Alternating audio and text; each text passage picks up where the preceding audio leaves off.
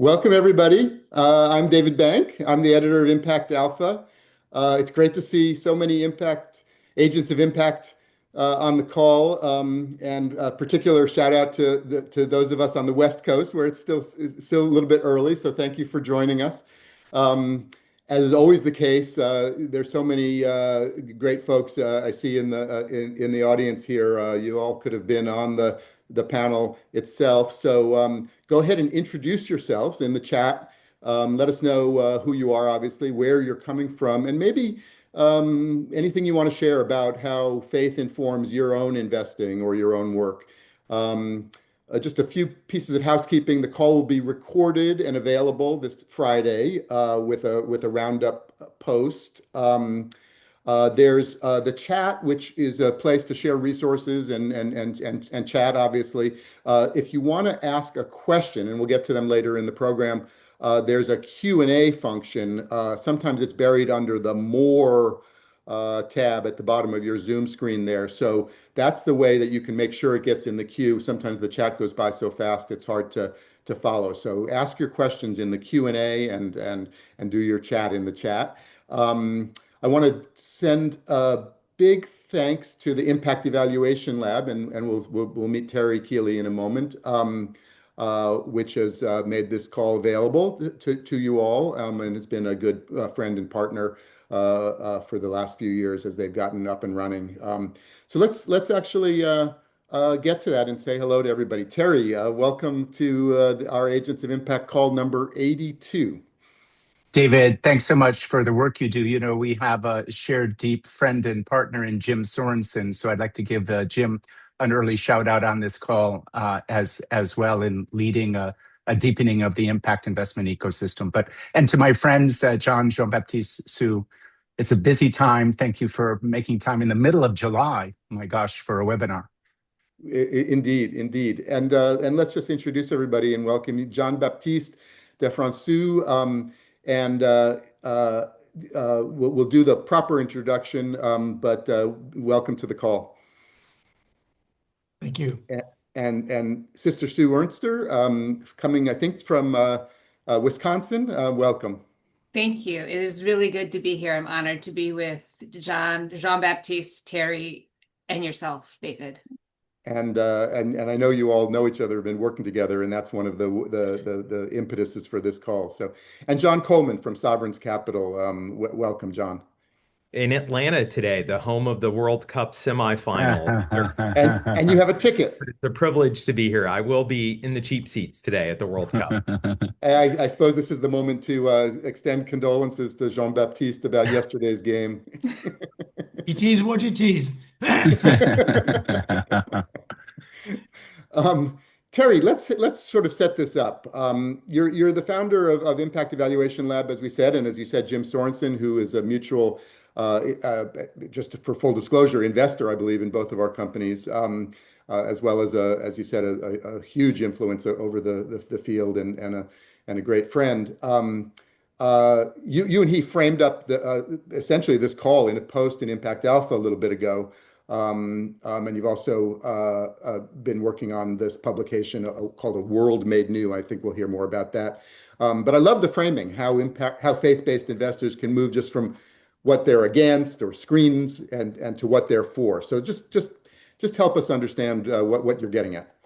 Well, thank you again, David. I think that that paper was actually prepared for a colloquy which Jean Baptiste and his colleagues at Faith Invest convened in Paris, and I'm looking forward to Jean Baptiste talking about that event.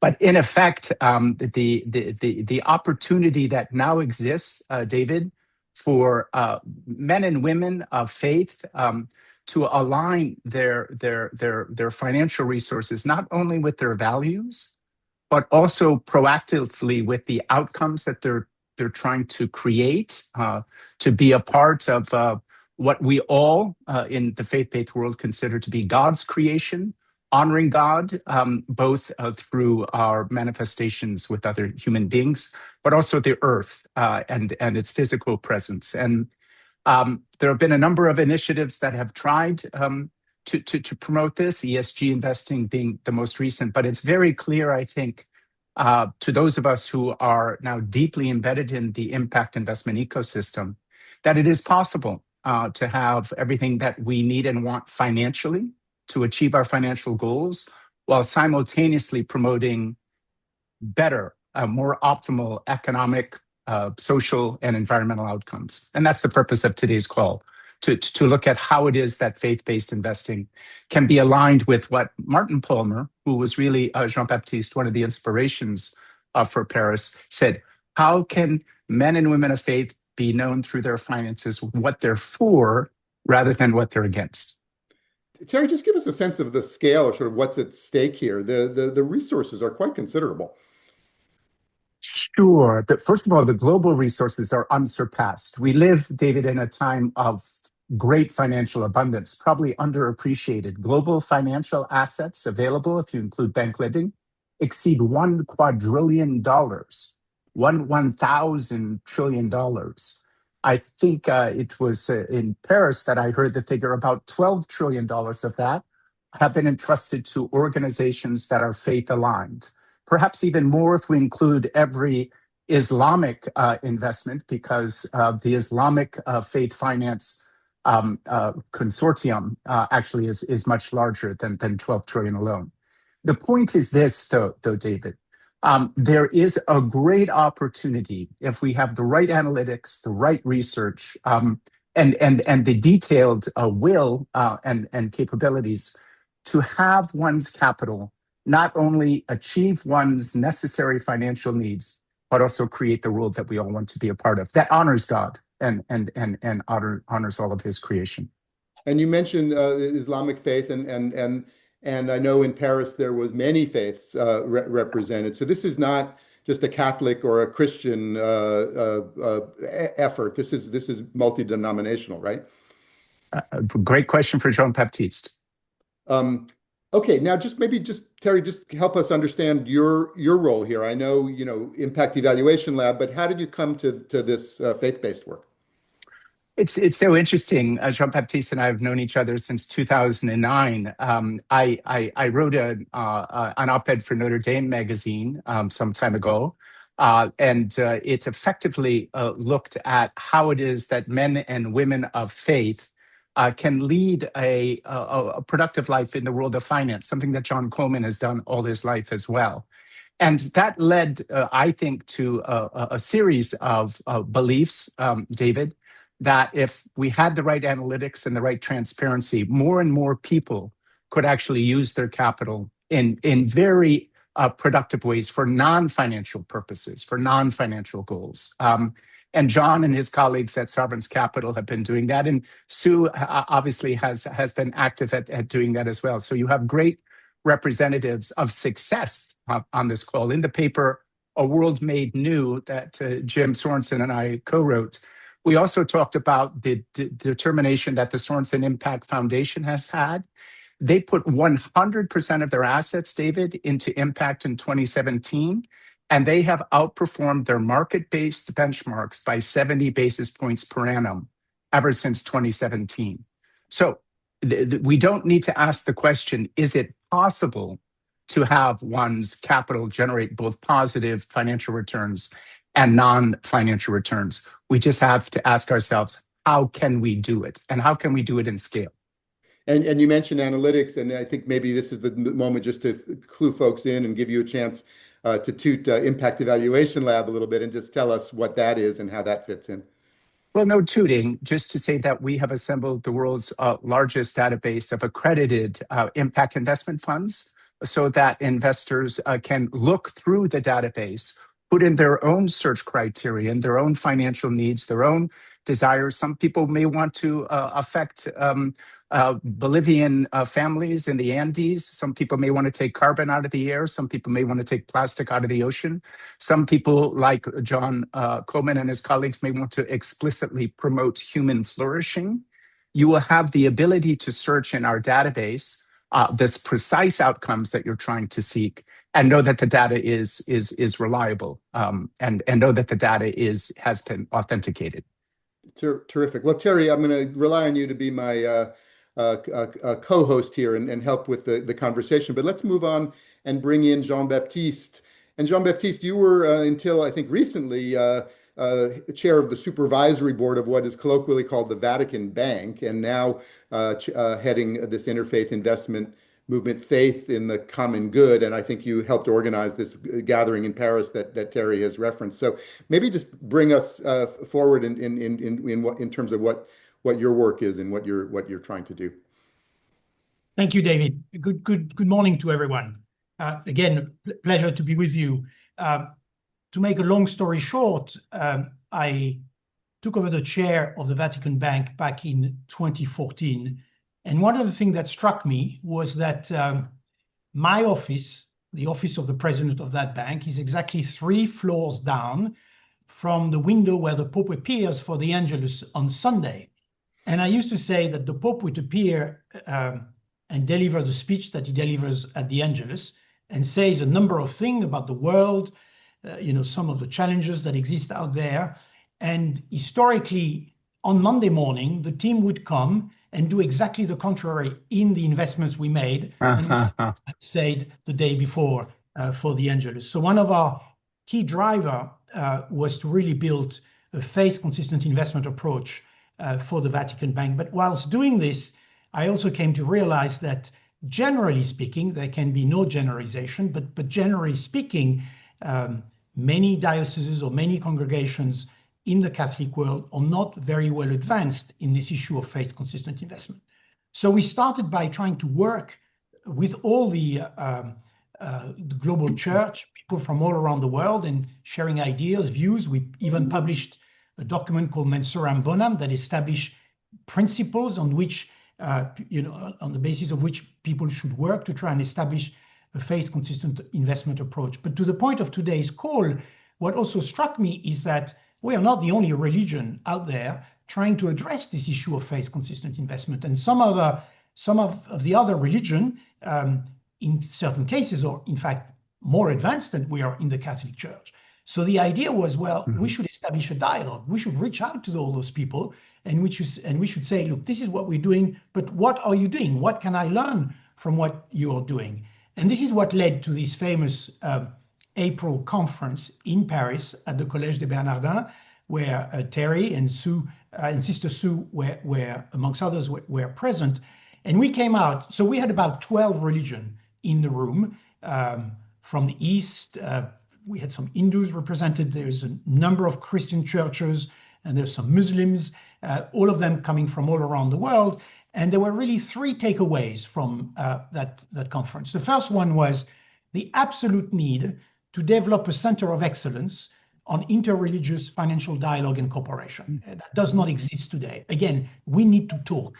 Each one of us has something to bring to the conversation. So that's one of our big aim. And in doing this, number 2, we want to be practical. We don't want to issue statements for issuing statement. We want to be practical. We want to help grow this faith-consistent investment movement in the world, strengthen the ecosystem of faith-consistent investment.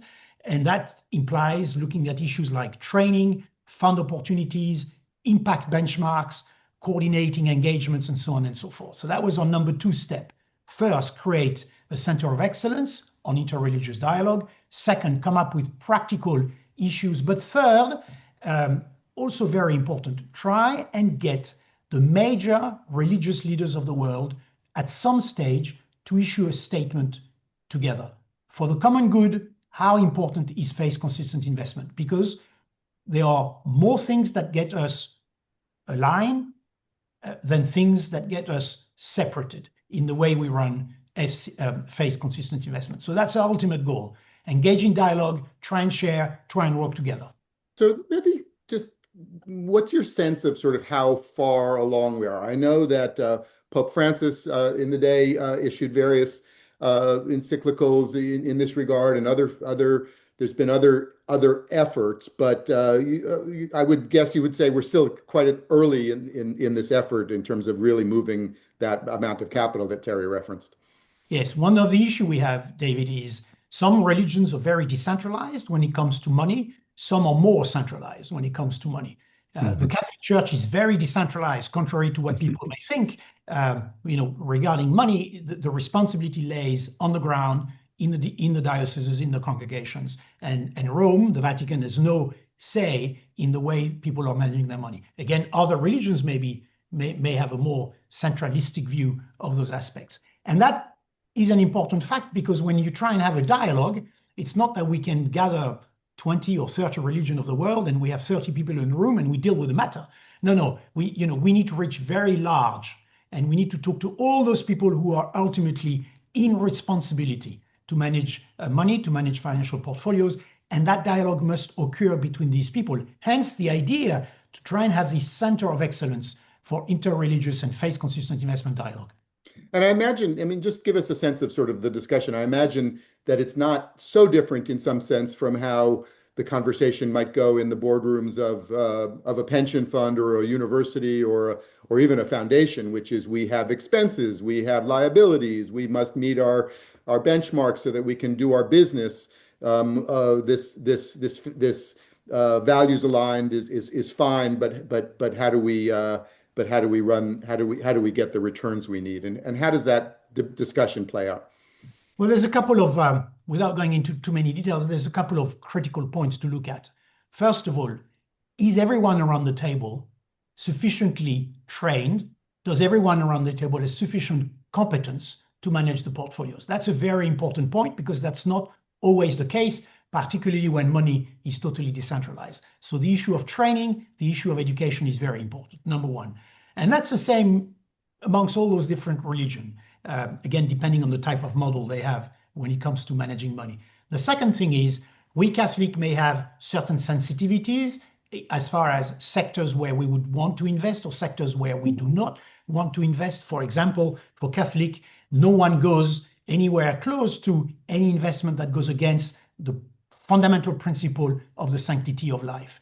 And you know, David, again, with all those religions around the table in Paris a couple of weeks ago, this is not very different from any of the other religions. You know, sanctity of life is very important for everyone. So this is where we can share best practice. How do we go about those problems? You know, how do we remain practical, but at the same time true to the value that we hold dear? And then just bring it down a bit. So we're talking really in terms of allocations and asset classes and very, very practical finance considerations. You know, what are you asking folks to do in regards? Is it only public equities? Is it only private equities? Is it only, you know, how do they think about this as a sort of total portfolio question? Everybody's open to any types of investments. Again, depending on the level of education and competence that the people have, some will stay at the low end, quote unquote, and others will, you know, go up the scale and invest notably in private equity and so on and so forth. But one of the key problems we have, David, there is the equivalent of a sort of ecosystem of faith-consistent investment. So if you are coming in today as an institution, you have a couple of hundreds of millions that you want to invest, you have no idea, you know, it's very difficult to know what door you're going to knock on. You don't really have clear benchmarks available. The morning stars of the world do not have classification that can help you in terms of fund selections, for example. The principles that people use are not automatically the same, but more importantly, are not always explained. So there is, I think, one of the fundamental points is this issue of creating an ecosystem. And that needs to be a bottom-up exercise, hence the fact that we want to create this center of excellence where people can share and move forward. Again, it could be cash management up to private equity. Great. Terry, I sense that you have a question or a comment to add here. No, I was on the phone yesterday with Jim Sorensen, Jean Baptiste, and the head of the Francesco Collaborative, which you know, Felipe. And Jim Sorensen kept on saying, Jean Baptiste, that he thinks the Catholics are in the lead in none of these discussions. And I said to him, in fact, the Center for Faith-Based Investment Excellence is going to attempt to transcend all of these faiths. So as you started, you know, with the principle of human dignity, this unites all of us. this clearly unites all of us. Human flourishing, as we get to John, Coleman, and Sue, I think also unites all of us. And there's some very, very interesting work that Sovereigns Capital has been doing in that space that I know we're going to come to, David. But the opportunity that all of us felt in Paris to create this center of excellence, to have the leaders of faith-based communities around the world align on what I would call a religious-based UNPRI, these are just hugely exciting opportunities, and something that I believe everybody on this call, listening and participating, is committed to. Great. Yeah, and I may want to add, David, if you allow me, I want to add to what Terry has just said. And Terry, earlier on in the call, referred to the massive amount of money that the various religion stands for, notably money invested through the financial markets. We know today how much financial market can shape society. By the values that the companies or have to promote in order for investors to select those companies and so on, you can shape society. And so if the faith collectively stand up to the challenge, we can certainly have a massive impact for the common good. Again, because there is more that unites us than that makes us apart.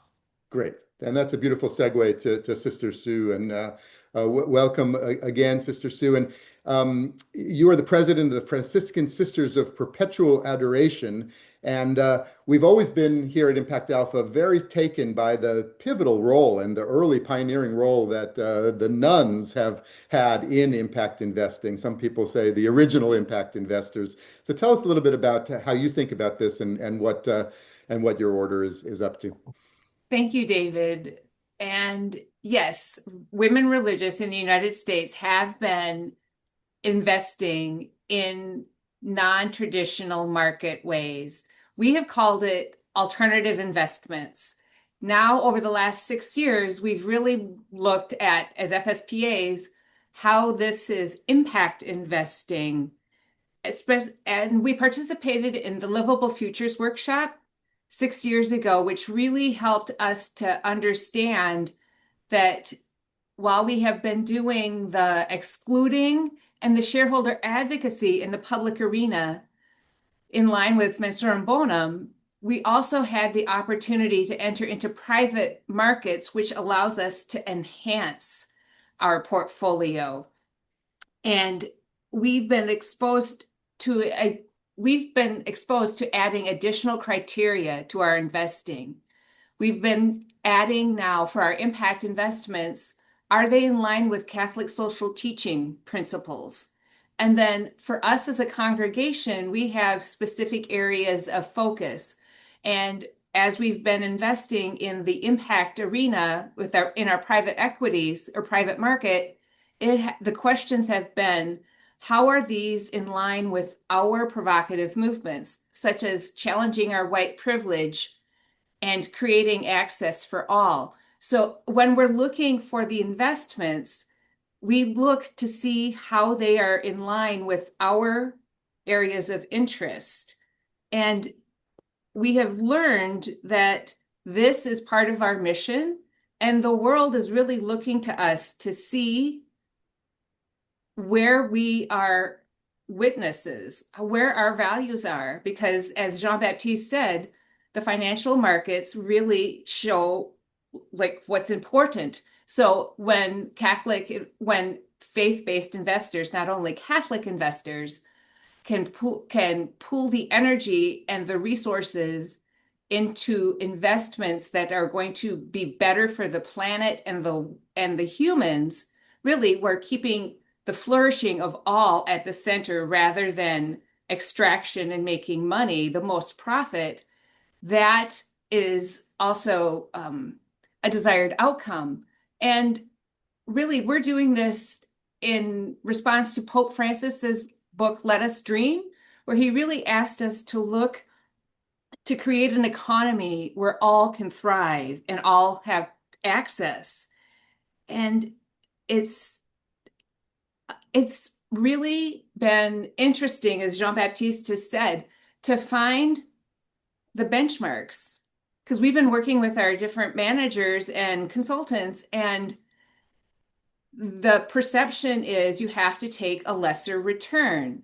And part of our question now is, how does impact come into the equation as part of the assessment of the return? How does that fit in? Because in our current economic and market system, the basis is really on the financial return.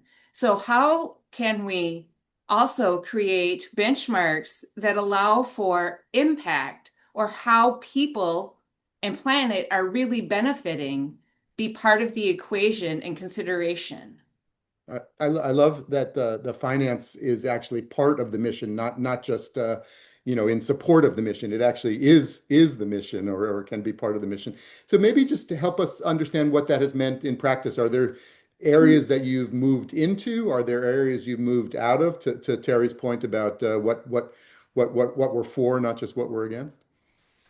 Great question. And as we were just really starting to dip our toe into the impact investing, we worked with other investors through a collaborative, Catholic Impact Investing Collaborative, where we shared the opportunities we were interested in researching and the questions to ask, so that those of us who are newer could learn from others.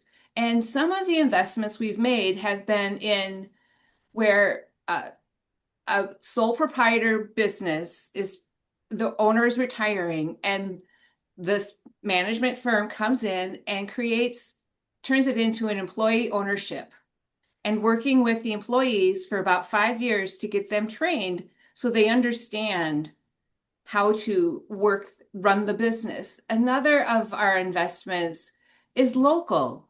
It is with one of our nonprofits. We helped them to give a lower rate loan so that they could pay off the higher interest rate loan and have more funds to do their mission, because they're a food bank. And with what has happened in the United States, they were receiving less available grants to fill their work. Great. And again, your order itself, like how does it work? Is there an investment committee? Do you have an advisor? Just how do you actually make these decisions and move the money?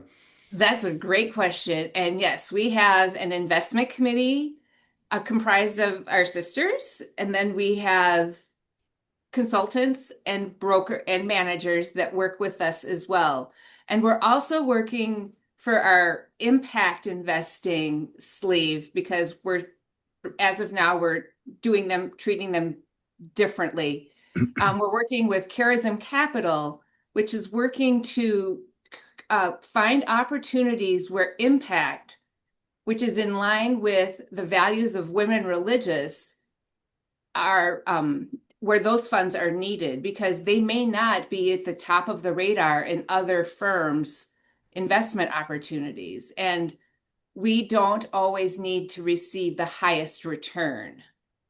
So I hope that answers your question. Well, the reason I ask is I think, and this is not just in a faith-based context, but often when there are folks who want to move their money in line with their values, they run into expertise in the form of advisors and others who tell them, oh, no, that can't be done. Oh, that's not realistic. And I just wondered how that played out in your context. I don't know whether you have a finance background originally, but I imagine you've had to learn a bit to dig into this. I have an accounting background, and yes, this is really broadened to the financial aspect. And in working with our managers for the public portfolio, we received the comments of, well, you can do it this way. It was when we engaged with others who were in the faith-based arena that we realized we weren't alone, and we could start asking other questions of the public portfolio side, and are really working together as a collaborative of faith-based investors to find those opportunities that align with our values, rather than only exclusions and then doing shareholder advocacy. all are needed, and yet shareholder advocacy can take longer because those public companies are at the response. They need to respond to their shareholders. Yeah, yeah. Well, you mentioned the questions of white privilege, and one of the things that caught my eye in looking into the background was one of the recent decisions you've taken about reparations for Native Americans. I wonder whether you can briefly describe what went into that thinking. Thank you, David. Yes, we recently, actually on October 31st, 2025, transferred a piece of land that we held in northern Wisconsin on Trout Lake to the Lac du Flambeau Band of Lake Superior Chippewa Indians. And this was their sacred land initially. We administered a boarding school, a St. Mary's boarding school in northern Wisconsin from 1883 to 1969. So we've been aware of the trauma that has happened through the boarding schools and how that trauma is passed from generation to generation and our part in that. And so we've been working at what we call truth and healing, acknowledging our part and how we can respond differently. When it came to pass that we had a retreat center in northern Wisconsin that we realized we could no longer be the caretakers for, we were looking for another caretaker of the piece of the property. We knew we didn't need market rate return, and there's so much that we cannot do. And we looked for what we could do, and we wanted to be in relationship with a like-minded organization. We had been in contact with the Lac du Flambeau, and we reached out to them. It was a process of back and forth, learning each other's cultures, of not always responding immediately. And in that process, we began to develop the relationship. And then when we engaged in, would you like the property? They came back, what are you asking? And that went back and forth several times. And then when we said, we will offer it to you for what we paid for in cash in 1966, which was $30,000, a little over 1% of the market value. And they accepted. And through the process, we began to understand and experience or hear some of what they've experienced all their lives. And part of it was also hearing them say, we only ever get bad publicity. Now we are getting good publicity. And we're no longer guests on this property. We are in the white people's territory. We belong here. And it has really benefited them and the land, they are back on their sacred land. And this is what we could do in this climate. This is what we could do to make a difference and break the trauma. That is such a powerful story because it brings in all the complexities of the history and also of the financing. So thank you for that. And Sue, stick around, but let's move to John Coleman and Sovereign's Capital. And John, you're a little bit on the other side of this as an asset manager, and having some of these folks, I don't know, maybe even specifically these folks as clients, but just tell us how Sovereigns as a sort of faith-based asset manager thinks about all this. Yeah, absolutely. Thanks so much. And a special thank you to Terry and his colleague Rob at Impact Evaluation Lab, who have really helped us to formalize and refine some of the things that we're doing over the last year. So Sovereign's Capital is a Christian faith-driven investment manager. We manage about $1.2 billion on behalf of primarily, but not exclusively, Christian institutions, nonprofits, foundations, colleges, and families. We believe firmly, to echo what Sister Sue said, that all investing is impact investing. Every dollar we put to work has an impact on the world, whether positive or negative.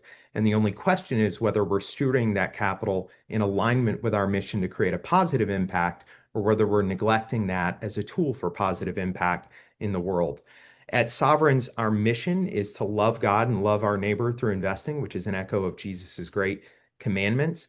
And for us, that translates into a dual commitment to investment excellence. We are an at-market investment manager, and we believe that's possible with a Christian positive integration, and a dual commitment to positive love of neighbor in the portfolio, which translates to human flourishing. And to give you an example, on the excellence side, we don't think there have to be trade-offs. Right now, all the private funds, so we manage venture capital, private equity, real estate, fund of funds, and public equities. All the private funds are either above median or top quartile. The most recent private equity fund, which I'll describe our impact approach, the most recent two are at 28% and 24% net returns as of the last mark, so top quintile or top decile within their category.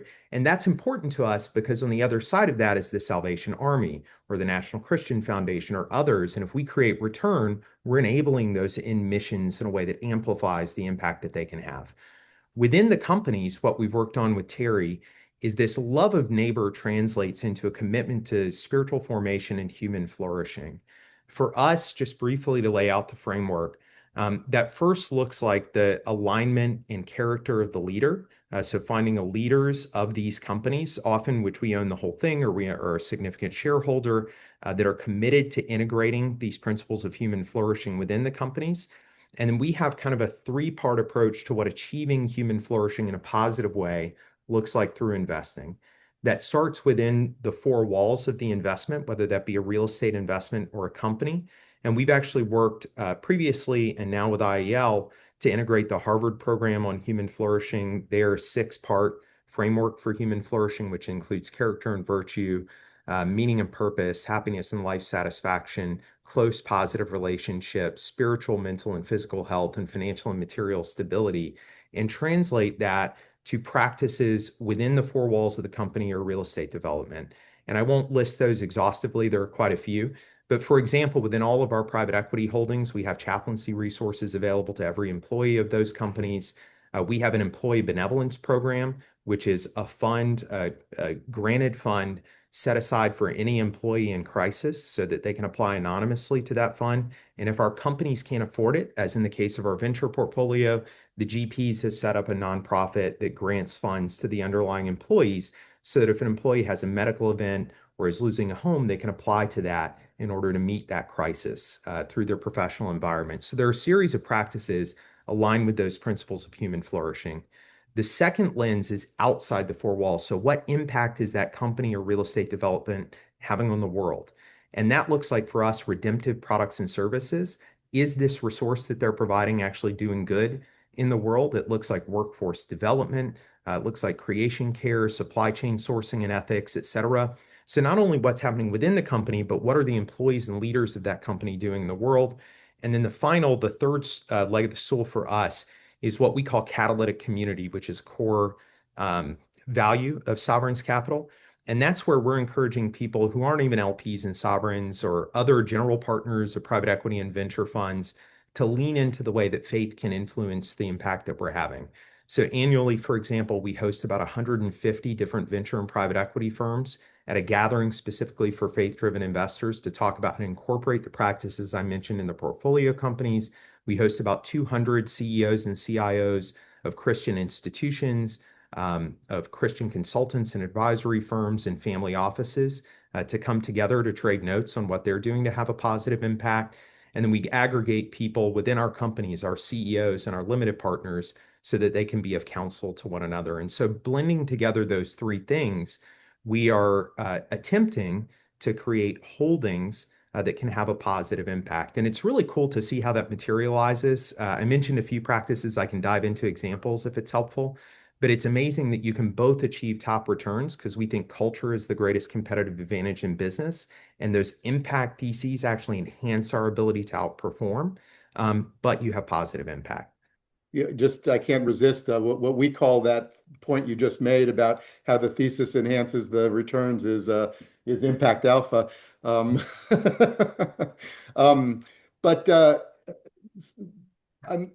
I guess maybe it's a similar question to Jean Baptiste. Where are we at in this trajectory in terms of your peers in the faith community and folks that you know? Are they coming along with you? Do they buy the thesis? Is this exciting to them, or are you still finding resistance? We're in the very early innings, to be honest, David. I think Christian denominations in particular are well behind their Islamic peers, for example, where Sharia finance is well developed and often executed extensively. I think many Christian institutions have not done what Sister Sue said, which is think of the investment portfolio as an extension of their values. And so they really only manage it for return without any regard for what's happening within those companies. We find that when people discovered that this is possible, that they're excited by the prospect, but often these institutions are quite conservative about leaning into crafting an investment policy statement, bringing on advisors or asset managers who can do it.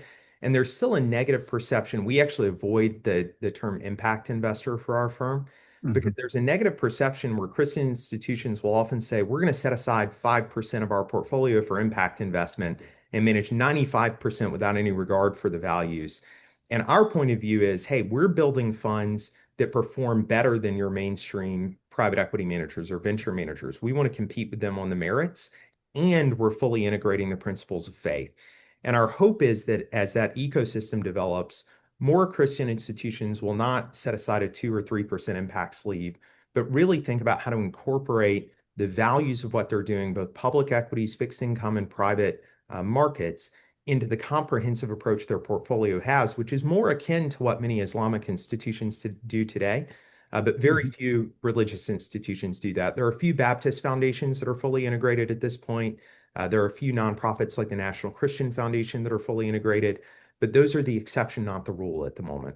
The same bifurcation sometimes exists, say in foundations and others, where they'll have a carve out of some sort. Are you generally speaking an allocation from a carve out, or are you in the main body of the portfolio?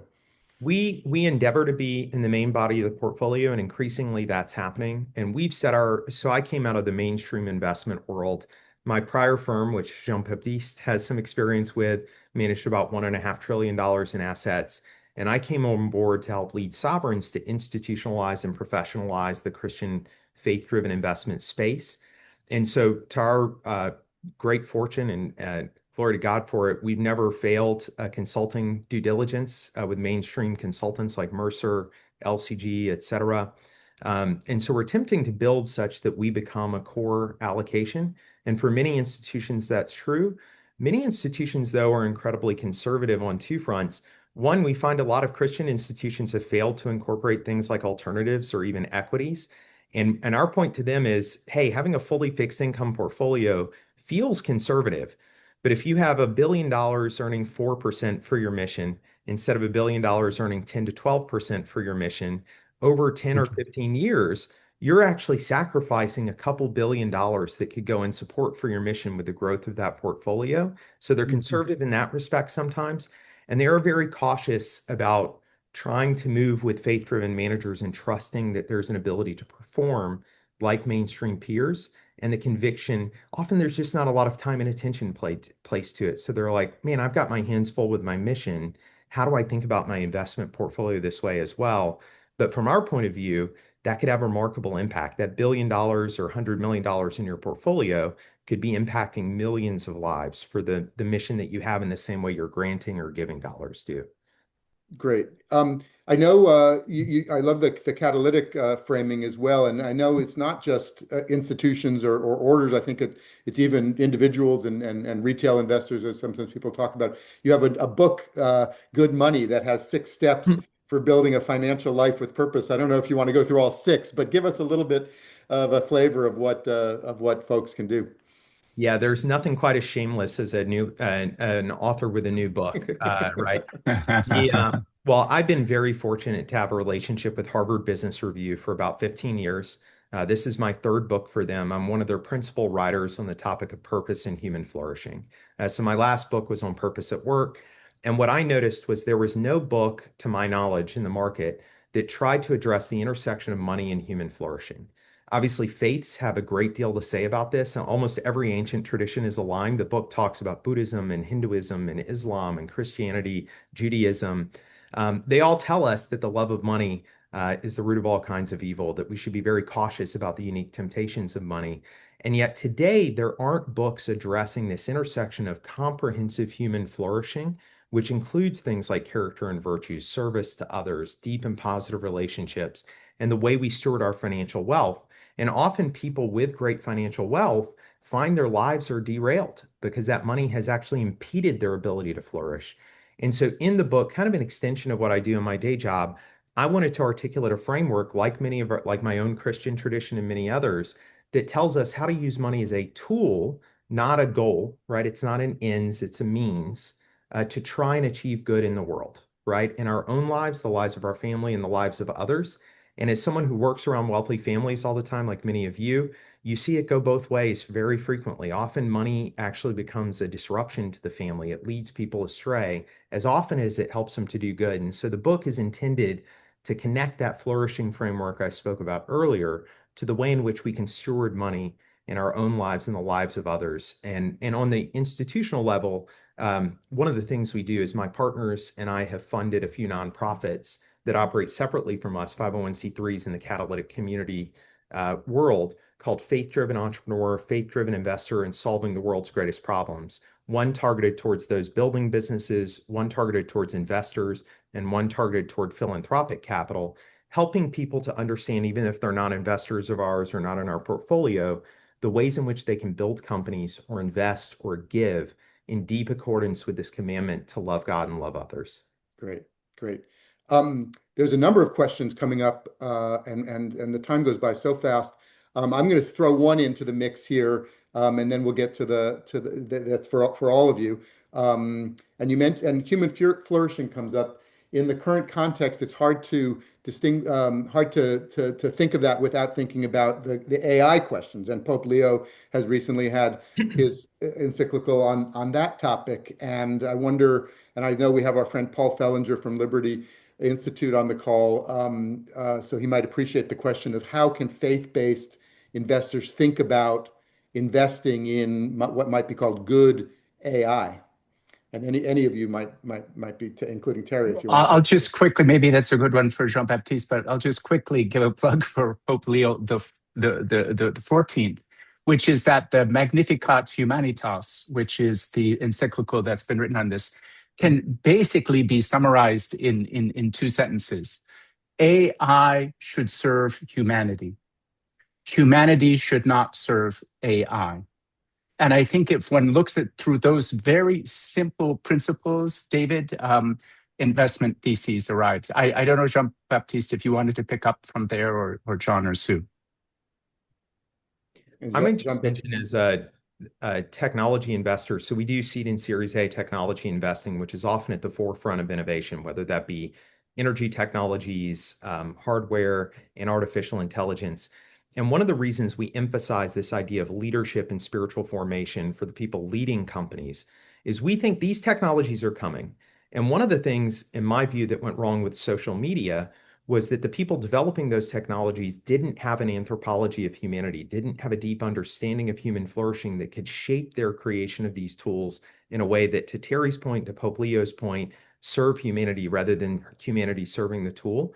And so one of our focuses is that leader, and having the right leader on top of these new technologies so that they're developing something that's useful, that's competitive, that's commercially viable, but they're doing so with a deep regard for the theology of that and the anthropology of a human being that creates flourishing with that. And so we've invested in several AI companies at this point through our venture investing capability. All of those are led by Christian leaders. At this point, we've got a portfolio company CEO, Mark Sears, who started a Christian AI incubator. And the intent there is not to simply impede the technology, but to think actively about how we can shape that technology to serve humanity. Jean Baptiste, if you take that up, let me even make it tougher. John Seal asks, is there room for faith-based investors to invest in the defense industry, at least for no other reason than it's critical to have a seat at the table? And you're on mute, so take yourself off mute. Yeah. Two very important points, David, and thank you, John, for your perspective on AI. Very interesting, by the way, very interesting. Would love to hear more about what you're doing. So what we're doing at the level of the Catholic Church around this publication called Mensuram Bonum that we've issued, which have gathered quite a great momentum in the global Catholic Church. We now have a dedicated group looking at the consequence of Pope Leo's encyclical on AI in its impact on portfolios and on exclusion policies. It's very important that people understand what is it that we are talking about. And so again, I go back to this issue of education, and that's what we're trying to do. So we're trying to take from the encyclical and make it practical so that it can help people make the right investment decision. Now, not to spend too much time on this, to pick up on the defense industry, well, the Catholic Church always had a position on this issue of the just war. And the key principle is this about attacking other people, or is this about defending yourselves? As part of this Mensuram Bonum work group, again, we had a session on that very point, and we had experts coming and talking to us about this, really trying to say to all potential Catholic investors, it's not about systematically excluding defense stock from your portfolio, but it's about understanding what do those defense stock do. Okay, are they here to protect a country, to enable a country to react to an aggression, or is it about trading in armament? Is it about making money by selling arms across the world? I mean, we could go on for an hour and a half on this subject. Yeah, so just on that. It's a typical example, as well as AI, where you do not have a black and white answer. You need to think, you need to discern before you come to an ultimate strategy. Great. There's a couple questions that go to sort of, I guess you might think of it as stakeholders. One is many companies see labor and workforce simply as a cost to be cut, and that leads to kind of a low road approach, offshoring, job cuts, deunionization. There's also a high road to see labor as an asset and talent as a thing to be nurtured, not to be cut. In the interest of efficiency, there's another question from our friend Bhakti Merchandani about, say, in real estate portfolios, thinking about tenants and how tenants are treated and the alignment with that. So kind of how do John, you got to this a little bit about how the portfolio companies work with their employees, but also how do they work with the stakeholders I could give a couple of brief examples, and then if Sister Sue or Jean Baptiste have some as well. And I'll give one from real estate, one from perhaps a private equity holding. Real estate's obviously a slightly different framework than our private equity because your stakeholders are tenants in addition to others. So one of the things we do is think about all of these formation practices I talked about in the lives of tenants. We view our work in companies as the ability to impact people at work, and our work in real estate, which is residential for us, as the impact on them at home. One of our investments, just as an example, is in Kentucky, and it's a multifamily residential investment that's targeted primarily towards immigrant and refugee communities. And not only do we found that they're great tenants, we can make money on the property, which is important to support our LPs and their missions. But what we add in coordination with some nonprofits is community at the tenant level. So we'll pull a community manager out of that local community that resonates with them, who's intended to organize them to create community in the residential development. Variety of nonprofits help us bring in language training in this particular community because that's a need. Connect to local religious institutions so that they have a community to plug into a faith. We even connect them to workforce development through collaboration with nonprofits. And so we view that residential community not just as landlord kind of lessee relationship, but for us, all of these people are brothers and sisters to us, right? Both within a company and within a residential development. And so how can we care for them as people, given that we are in their most important place, their home, right? And on the private equity side, it looks quite similar. So for example, Brindley Mountain Fire Services, which is the largest used fire truck company in America, is one of our holdings. We think that's redemptive. It helps to fight fires. But we have chaplaincy. We have employee benevolence funds. We have adoption benefits for employees within the company, maternity and paternity friendly benefits so that family formation is possible. We have a variety of practices around mission, vision, and values. We think about financial and material stability with fair pay. for people. And again, these are not just our employees. They're not just numbers on a page. These are our brothers and sisters. They really are an asset to the company. And so you have to run a business successfully, and occasionally there are hard conversations. But at the end of it, you've got to be, if you focus on your people will focus on the clients you serve. And that's our intent. Great.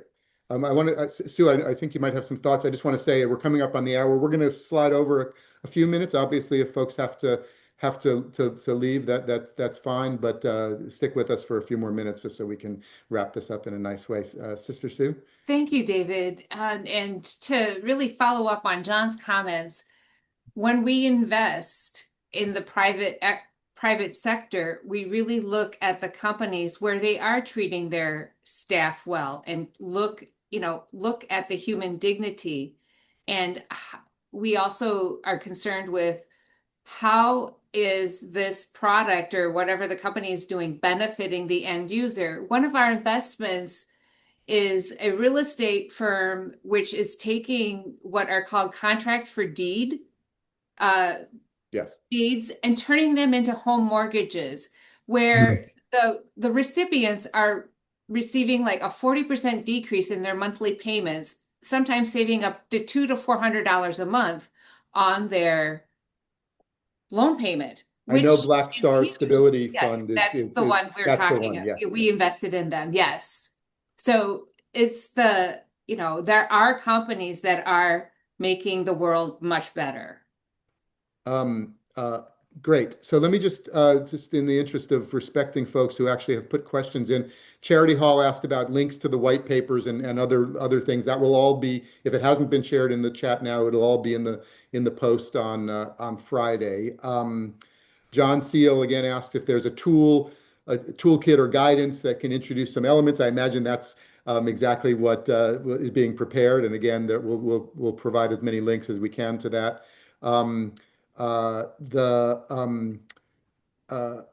So this is from Tom Haslett.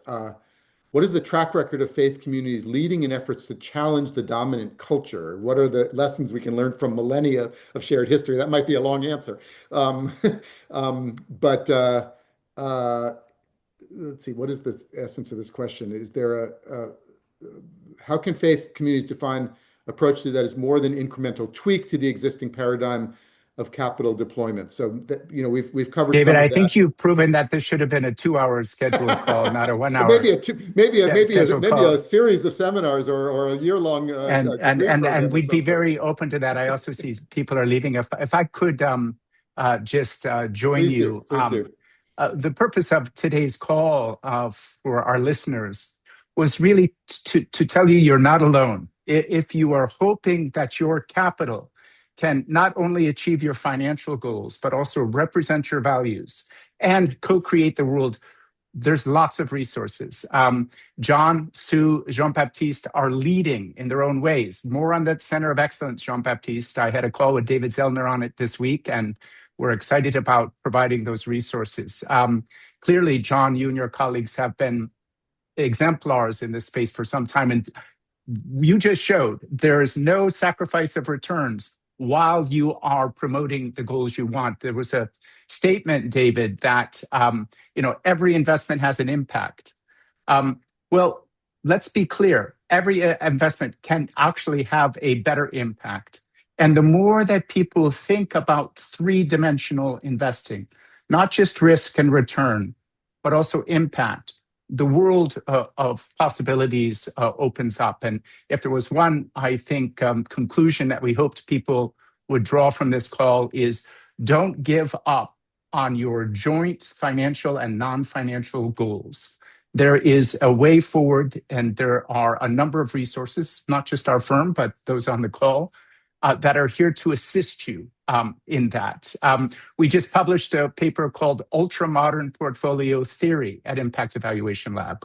We showed that by adding affordable housing strategies to your portfolio, you will improve your Sharpe ratios. You will improve your returns. We're not talking about sacrificing modern financial techniques.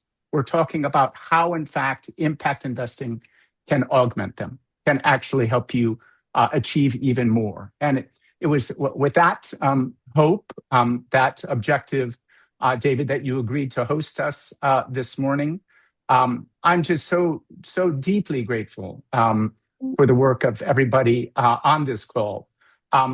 We are responsible, ladies and gentlemen, for those who cannot take care of themselves. We are responsible for this very, very precious Earth.